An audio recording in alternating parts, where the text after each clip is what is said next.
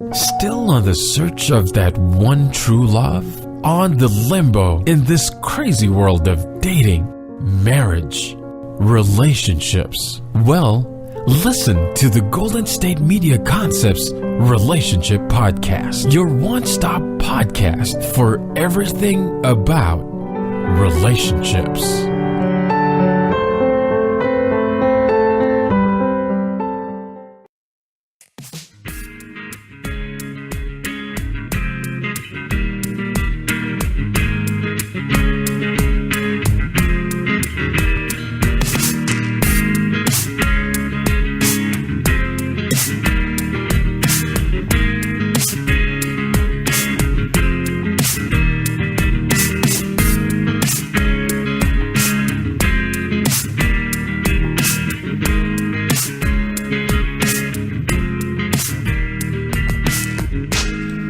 Hello, and welcome to Golden State Media Concepts Relationships Podcast. I'm your host, John Johnson.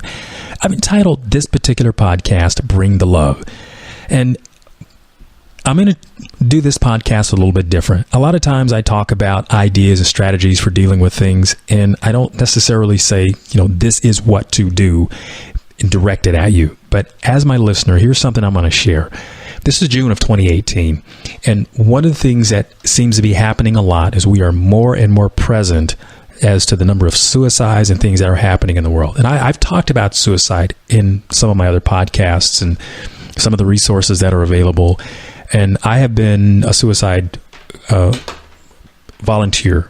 I've been an aid person who has talked to many people who have been on the edge, as I call it. They've been on the ledge and have wanted to do self-harm. And I've been able to work with them and bring them back. And I love the fact that I did that work. It was very, very, very rewarding. Now, the other thing that what I want to focus on here is the life that we lead. And when we have people in our life that we may be in conflict with, and the fact that those people leave and we don't necessarily have made peace with them, that is, to be able to tell them that you love them. Because when people are gone, they are gone. When they die, they are gone. You don't have the opportunity to have a do-over. You have to be present enough in your life. You have to be experienced enough in your life to want to make peace with people now. And this can be very difficult to do because for many people, and obviously if you're listening to this podcast, you may have situations that have happened to you that people have done things that in your experience are unforgivable. That, I would say, you have to take that offline and you have to deal with those things so that they no longer punish you internally, but that you can move on with your life. But I'm going to give you an illustration of something that I'm talking about. Now my mother passed away, and yesterday was the anniversary of her death. And it was a difficult day for me at times because I had such a wonderful life. And I give credit to my parents and especially my mother, who made life great for me and so many other people that she came into contact with. When my mother passed away, I knew that she knew how much I loved her. And that in and of itself has carried me through some of the roughest, most difficult moments of my life, which was dealing with her death. I know a lot of people don't have the benefit of that experience. But what I want to share with you is for those of you who are listening and who may have people in your life that are very difficult, you've had ongoing feuds with, and you just can't seem to bury the hatchet, give it another try and then keep trying. Because if that person leaves your life, they die, and you have not made peace with them, you are going to carry a burden that is going to be very, very difficult to deal with. And that's just going to be one more thing on top of all the other things in life that you deal with that you find that are difficult. It's never easy to just put something away when you have this gut feeling that you're angry about something. It's very difficult to kind of do these things on your own. And I say get help so that you can bury that, so that you can find a way to have common ground with people. Whether it's your sister or a cousin or a brother or sister or something, your mom or dad, however that is, find some way to put the grudge, the difficulties aside. And by doing that, at least when they die, or maybe when you die, they will have the benefit of knowing that you have peace, because these things affect you in ways that you cannot imagine when the event happens. People have died in plane crashes, and those who have said goodbye when they left, that I love you, they at least have that memory, because we as human beings, we are close to someone. And what that would feel like to not be able to have those moments again is beyond something that you could imagine. If you've never dealt with it, it is a very, very difficult, dark place to be. But it is human. It is what happens. So it's inevitable.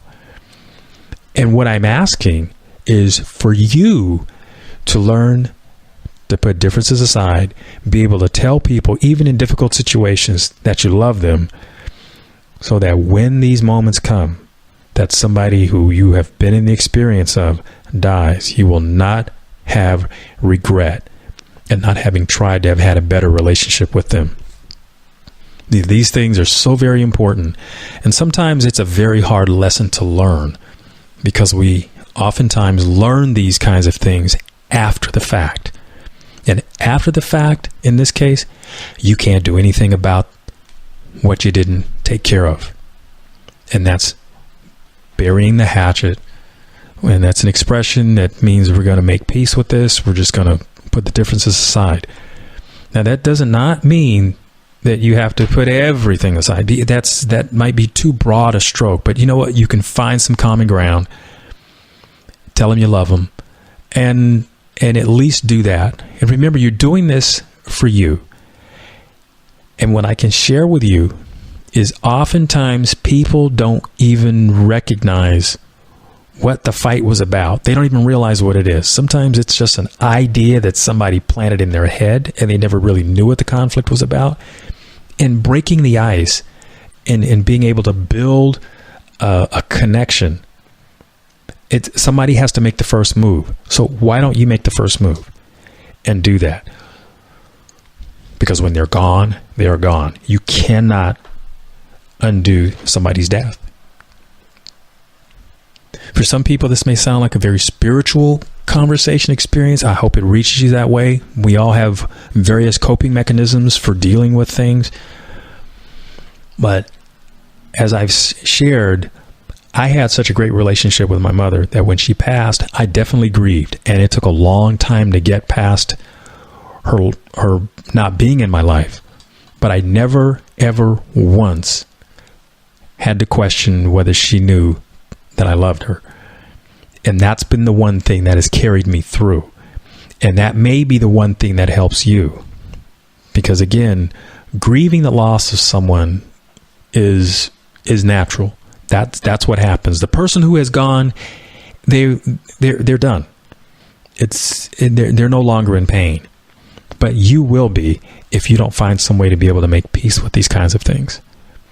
Now, if this is something that you've already experienced, then you know what I'm talking about.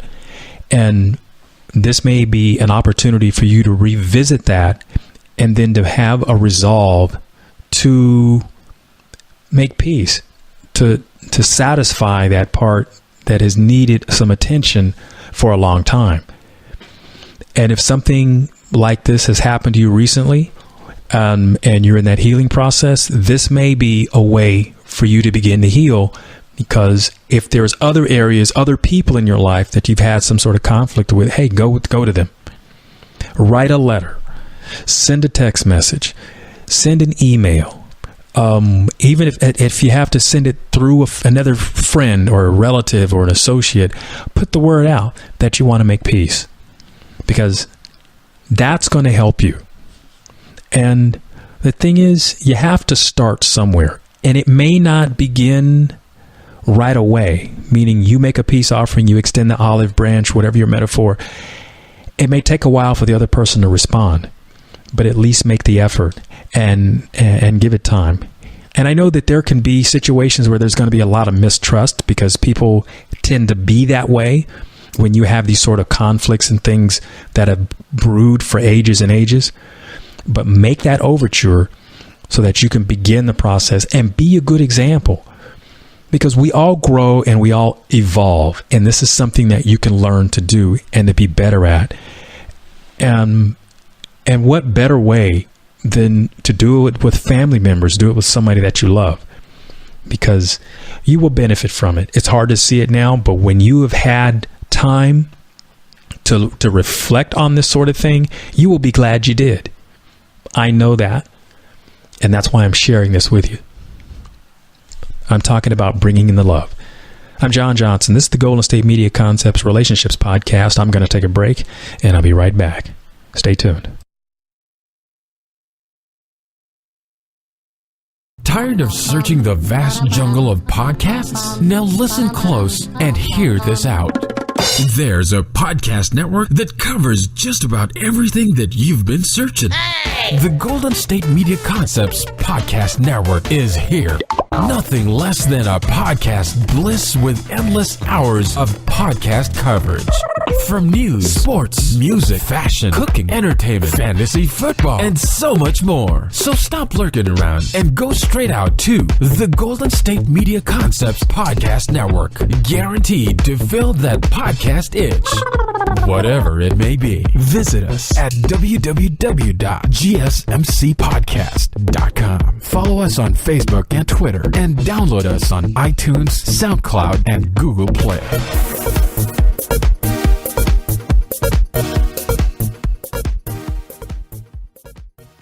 Golden State Media Concepts bring you Book Review Podcast, a haven for bookworms of all ages and the widest genres, from mystery to memoirs, romance to comedy, fantasy to sci-fi. If you love to read, this is a podcast for you. It's the Golden State Media Concepts Book Review Podcast.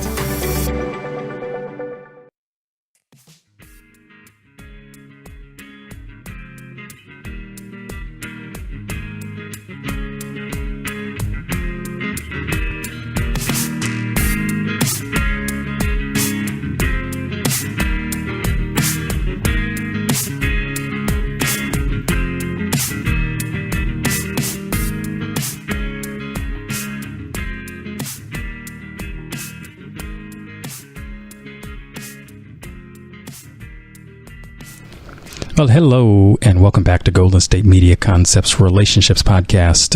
And I'm John Johnson, bringing the love. I'm going to ask you this and see if this fits you. You've been in a relationship with someone, and you've been in there long enough. There's some things about your relationship that aren't going well for you, and you're now starting to kind of like, you didn't say a lot in the beginning because you were really into your partner. And now things have gotten kind of boring. In fact, you may even be a little upset at your partner because you want to do things a little differently. But you haven't done these things before, but you kind of want to do things differently. And you might be finding some resistance.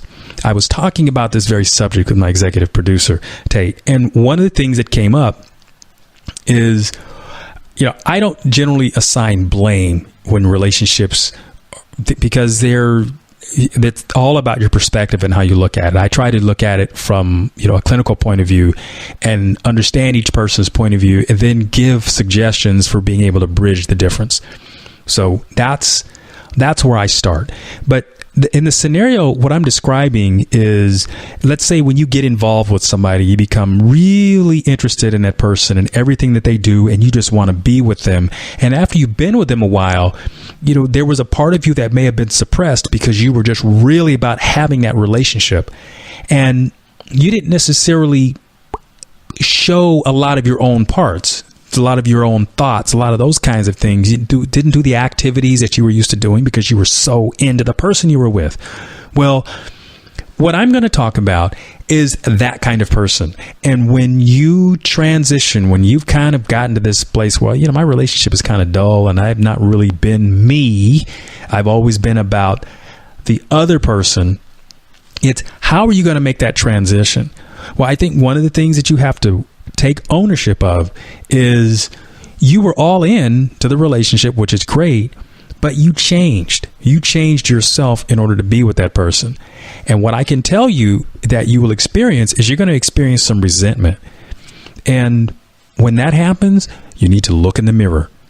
Do not look at your significant other and blame them, because remember, they were being themselves. That's what you were attracted to.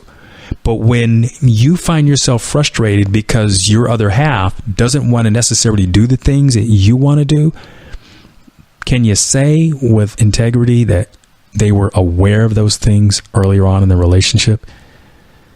Can you? Because if they haven't been, then changing things now is like changing the rules of the game in the middle of the contest. So when you think about it in that sense, now that's not to say that you shouldn't get to do the things that you want to do. But what that is helping you to understand is there can be a shift, but it's going to have to be gradual. It's going to take a while to get there, because remember, your partner is thinking, the way they're feeling is that this is a change of the rules. And that's a very difficult transition for people. And I can make a case for why these things should be okay, because I think we all evolve. It may have started in one place, and then as you live your life, as you begin to experience yourself, maybe you get to learn things about yourself. Remember, that's what a relationship is there for, is to help you learn something about yourself too. You're not just there for the other person. You are there for yourself as well. You should always realize that. Mutual benefit. And in that experience, you begin to reawaken things, or maybe discover things that have been not there for you. So when you're asking your partner, let's say, for example, you have had an interest in classical music and your partner isn't really into classical. But let's say maybe you suppressed all of that because what you saw in your partner was really, really attractive. Now you want them to go to classical concerts with you or something. Remember, that's going to be difficult. I think you should certainly ask them. But if there's resistance, then think about why that is. It's because they didn't know that about you in the first. And, maybe in certain cases, some of these things would have been deal breakers. And I know oftentimes people don't share what they think the person that they are attracted to is going to reject out of fear that they won't have the relationship. I hope that wasn't too convoluted the way I described it. And that's kind of like a bait and switch. You don't want to do that in your relationship. I mean, for your sake as well. Because it would be no different than if somebody were pretending to be someone else that you would be interested in, and then once they get into the relationship with you, they change. Those kinds of things happen all the time. And those kinds of situations definitely create real tension in the relationship. Now, in the case of what myself and Tate, my executive producer, were talking about, he knows someone who is going through this kind of situation or has gone through it, and they're ready to just throw in the towel. And he was asking me what I thought about it. And I said, well, you know what? I basically came down on the side that people evolve. People have an opportunity to grow, and that's what a relationship should do. But this person should not expect that their significant other is going to make this wholesale change all of a sudden. It's got to be gradual. You got to give your relationship time to adjust to the change. And again, if this is your situation, think about it from the standpoint of the other person. Have empathy. That's what that is. Have empathy. It's not going to change as fast as you like. Change generally doesn't happen as fast as we like. That's just a fact of life. But in the interest of saving your relationship, don't throw it away because you have a disagreement. You have to learn how to compromise. And this is an excellent opportunity for you both to learn something about yourselves and the art of compromise and how you two want your relationship to look. There's always give and take. And this is one of those where there's definitely going to be that. It's compromise. And understand you both benefit from that. By giving your partner what they want, they can love you, they can appreciate you, they can feel cared about and respected and loved. And having the capacity to do that, you really got to see yourself as being able to give that gift, give that expression of love. And then vice versa, because when you're investing in your relationship in that way, you're making a deposit into the relationship bank, and you can draw from it. That's the companionship. That's the thing that happens in relationships that makes them worth doing. I'm going to take a break, and I'll be right back after these messages. Stay tuned. Want to know the latest and hottest music hitting the airwaves? Don't be left out. Listen to the Golden State Media Concepts Music Podcast. Jordan and Keith keeps you on the loop with everything you need to know. Jordan and Keith. From pop, rock, hip-hop, and the top 40. And we'll throw in news of your favorite artists, concert and tour dates, and so much more. Listen no further, because this is the gold standard in music podcast.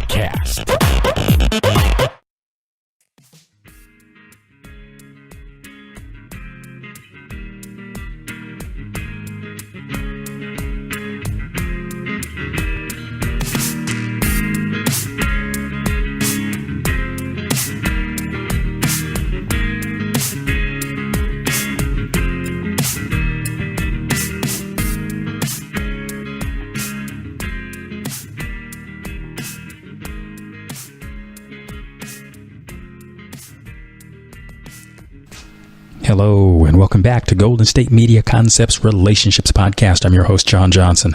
I've been talking about Bring the Love, and I'm going to close this segment by discussing, I'm going to pivot to this one thing, and it's about jealousy. And this happens all the time. There is underlying causes for jealousy, and sometimes we're blind to it. We all have blind spots in our existence. Every human being does. Sometimes they can be fairly destructive, and we don't realize it until we have some sort of cosmic event that makes it happen to where we have to look at it. And in the case of jealousy, sometimes we don't even know it's there, but it just sort of creeps up and we have a reaction.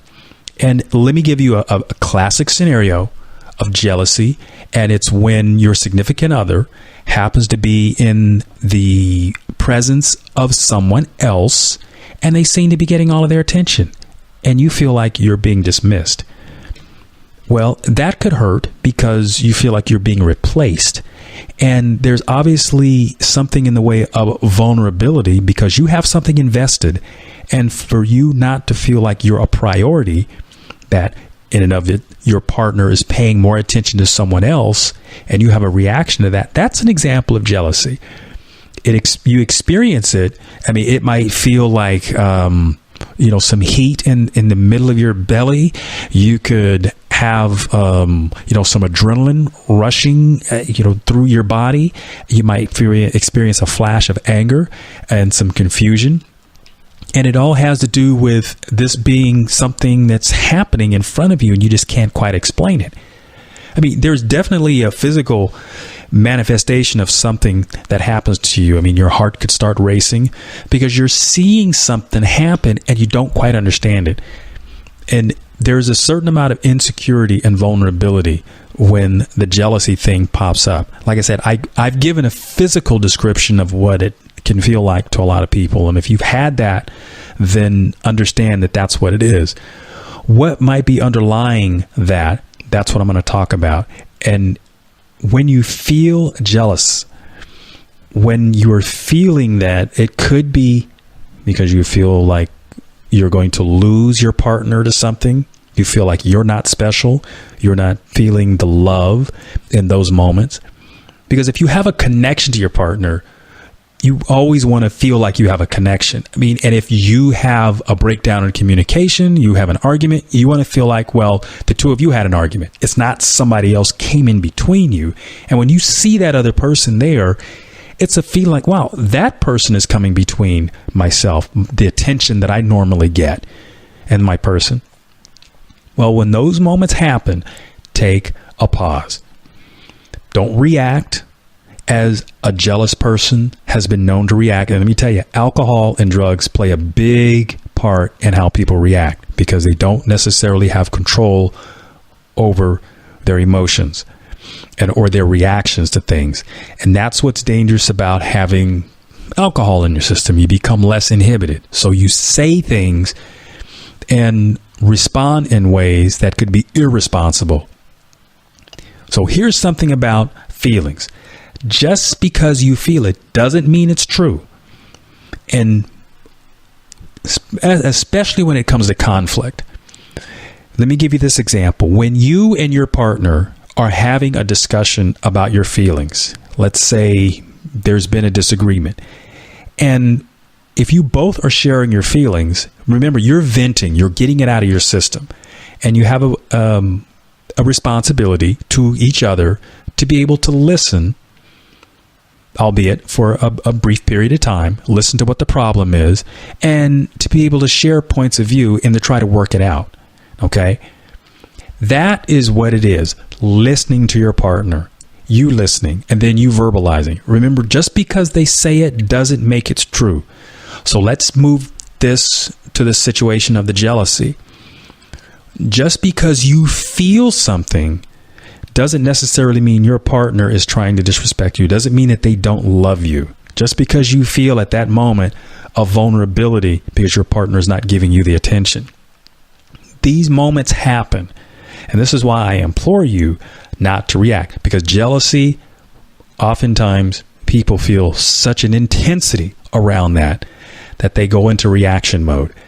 And quite often you regret it, because when things are given an opportunity to be discussed, sometimes your partner doesn't know that something that they're doing upsets you.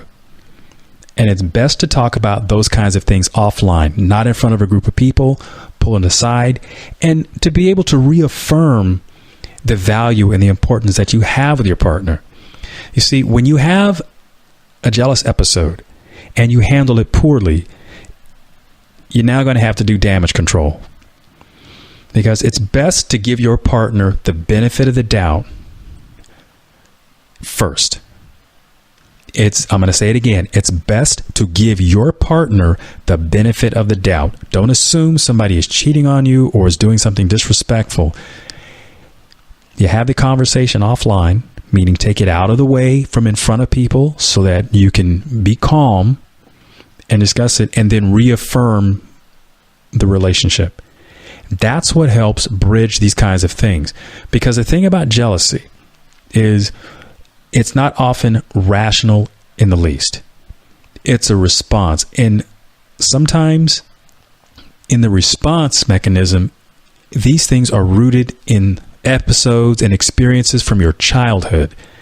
And it could be something as tragic as if you have felt like you weren't loved, or that you were less loved. And I'm going to say it that way. You got less than someone else because, let's say, if you're one of several kids, your parents have lots of children to be responsible for, and maybe you didn't feel like you got as much love as you felt you deserved. And so you got with a partner who you could do the one-on-one thing, and then all of a sudden your partner is beginning to be a host. They're saying hi to everybody and doing their host thing, and you feel like you're being left in the corner again. It sort of reverts back to your childhood. A lot of these things revert to a childhood sort of experience. That could give you this sort of primal response to be angry and to try to reassert yourself, to try to reassert some boundaries here. Well, understand that about yourself. And when you do, see, that's good information.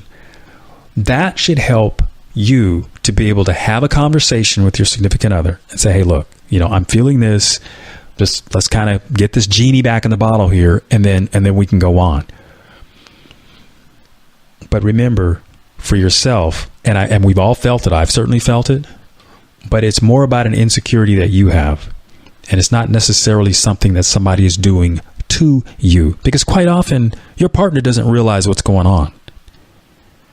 So like I say, give them the benefit of the doubt, be able to own your feelings, talk about them, and then learn to get past these things so that you and your partner in your relationship can grow. See, that's what's important. Learning how to share your feelings in a constructive way and giving them an opportunity, giving them an audience, honoring them, and the love that they have for you to be able to share these things and not be humiliated. So I'm going to say this to the person who is having to deal with the jealous partner. Don't humiliate your partner. Allow them to share with you their feelings. Honor that. Give them a hug. Give them a kiss. Show them the love. Be a good example. Because that is part of the investment that you will be able to draw from. And I guarantee it helps with the mortgage of the relationship, if I can say it that way. It's good stuff. I'm John Johnson. Bring the love. This has been the Golden State Media Concepts Relationships Podcast. I want to thank you for listening.